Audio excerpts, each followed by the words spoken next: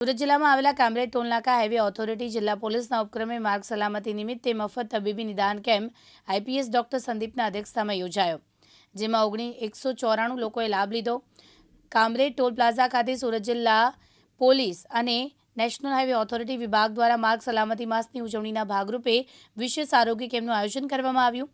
આ કેમ્પમાં national highway પરથી પસાર થતા વાહન ચાલકોનું વિનામૂલ્યે આંખની તપાસ, સુગર અને બ્લડ પ્રેશરનું ચેકઅપ કરવામાં આવ્યું।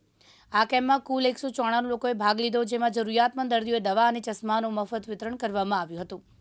સુરત જિલ્લા પોલીસે વાહન ચાલકોને માર્ગ સલામતી અંગે માર્ગદર્શન આપ્યું, ખાસ કરીને રાત્રિ દરમિયાન વાહન ચલાવતી વખતે રાખવાની સાવચેતી વિશે સમજ આપી હતી।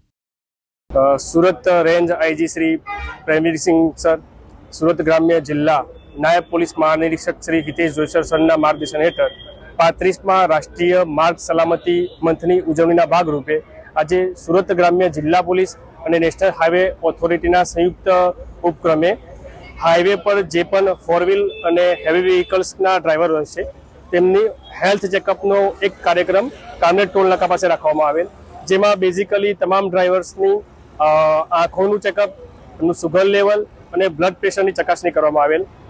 આ હેલ્થ કેમ્પમાં ટોટલ 170 જેટલા ડ્રાઈવરે રજીસ્ટ્રેશન કરાવેલ છે। હેલ્થ બાબતે ચકાસણી કર્યા બાદ ટોટલ 70 જેટલા ડ્રાઈવર્સને સ્પોટ પર જ તેમને ચશ્માની વિતરણ કરવામાં આવેલ છે। અન્ય જે પણ લોકોને આઈ બાબતે કોઈપણ પ્રકારની સમસ્યા હોય અથવા ચશ્માની જરૂરિયાત હોય તો લોકોને પાછળથી કુરિયર દ્વારા મોકલવામાં આવનાર છે। આમ ભારત દેશમાં દર વર્ષે જે કુલ 1,70,000 જેવા માર્ગ અકસ્માતના કારણે લોકોના જીવ ગુમાવવાનો વારો આવે છે, તેમાં ઘટાડો થઈ શકે, લોકોની જિંદગી સુરક્ષિત થાય તેવા એક ઉદ્દેશથી સુરત ગ્રામ્ય જિલ્લા પોલીસ દ્વારા અલગ અલગ પ્રકારે ટ્રાફિક અવેરનેસનો કાર્યક્રમ યોજવામાં આવે છે, જેના ભાગરૂપે જ આજે આ ડ્રાઈવર્સ ભાઈઓનું હેલ્થ ચેકઅપનો કાર્યક્રમ કરવામાં આવેલો હતો। ભવિષ્યમાં પણ આ પ્રકારના લોકોની જિંદગી બચાવવા માટેના તમામ પ્રયાસો સુરત ગ્રામ્ય જિલ્લા પોલીસ તરફથી કરવામાં આવશે। Thank you.